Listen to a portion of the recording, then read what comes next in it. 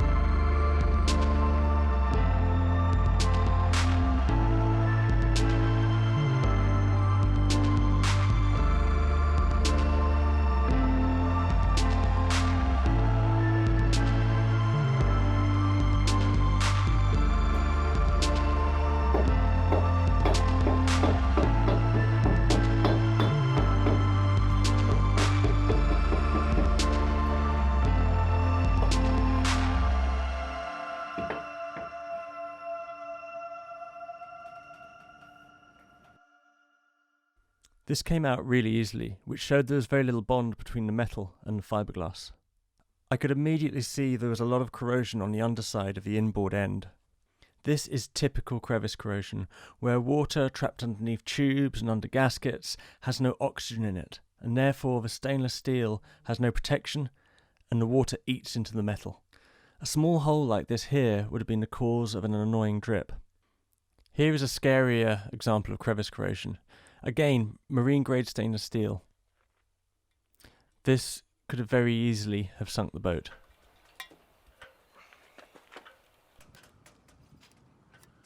The outboard bronze end of the old stern tube is a lot wider than the inboard stainless steel end. Our new resin tube is 1 diameter, a bit narrower than where the bronze was, but a bit wider than where the stainless steel was. So I've got to take away a little bit where the stainless steel was and build up where the bronze was, to get it fitting nice and snugly in the deadwood.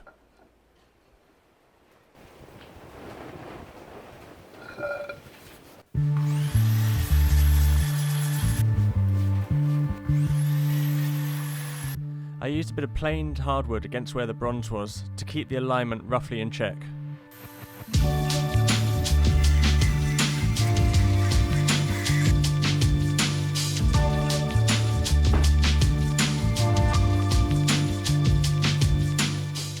Before epoxying where the bronze was, I wanted to do the grinding for the whole repair. The ends of the tent were still off, so I could afford to make a bit of dust. For this, I used a normal 12 times the thickness of the laminate rule, and I treated myself to a fresh pack of grinder discs.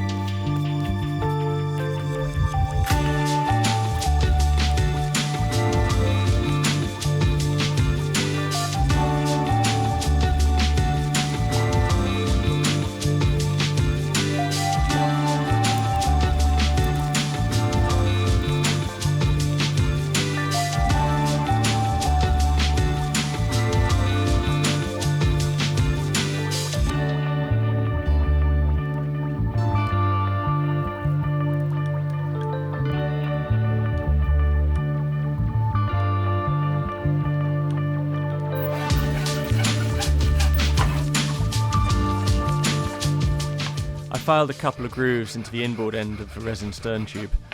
This is to help the Jubilee grips grip tightly and stop any pesky leaks.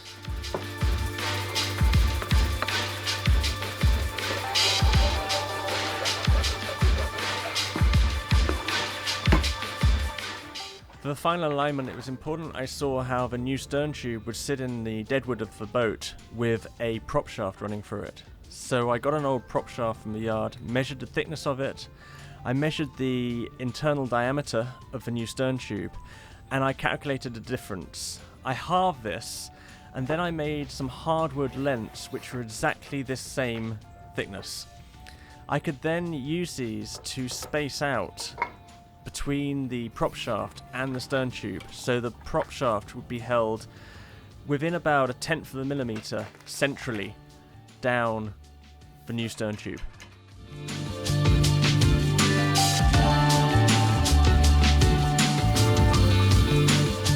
I've just got to quickly tidy up the epoxy before offering this up.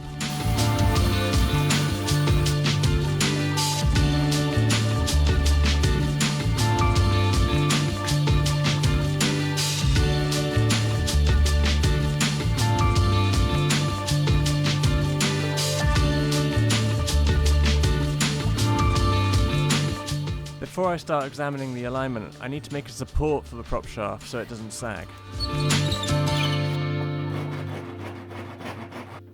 Okay, so there's some interesting things going on here. If the engine's still been in place, this would have been quite straightforward. I would have put this prop shaft onto the back of the engine, and any alignment issues at the stern tube end would have been pretty obvious. The old engine isn't coming back in, so I've got to figure out where I want to align this prop shaft and the stern tube to now. And I'd always assumed what I'd do is just gun it down the middle, down the centre line of the boat. When I started to look at this though, it became obvious that these old engine beds are not down the centre line of the boat. They're aligned somehow else. And the reason how I spotted this was because on this port side there's a lot more of this curve of the hull showing than on the starboard side.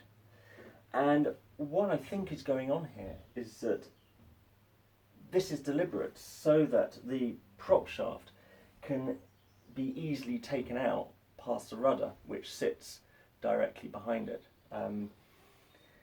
And what's curious is that the alignment is over on the port side rather than the starboard side, so that will help to counteract the effects of prop walk with a right-handed propeller. If it was over on the starboard side, it would actually make the prop walk worse. Now, it's not going to make a huge difference, this kind of amount of offset, but probably the decision would have been to go over to the port to help with that. So what am I going to align this to? Am I going to keep to the centre line of the boat? Well, no, because there's a chance that if I did that, I wouldn't be able to get this in after I put the rudder back on the back of the boat. So that's out. So what I'm going to do is actually move this over, excavate a little bit more, and get this so that it's going, yeah, it's about 5/8 of an inch over to there. So it's actually going to be aligned between these engine beds, a lot using these old engine mount points as the reference. And that will not be down the centre line of the boat. It'll maintain this offset and it'll help to ensure that I can get this in and out easily past the rudder. Capiche?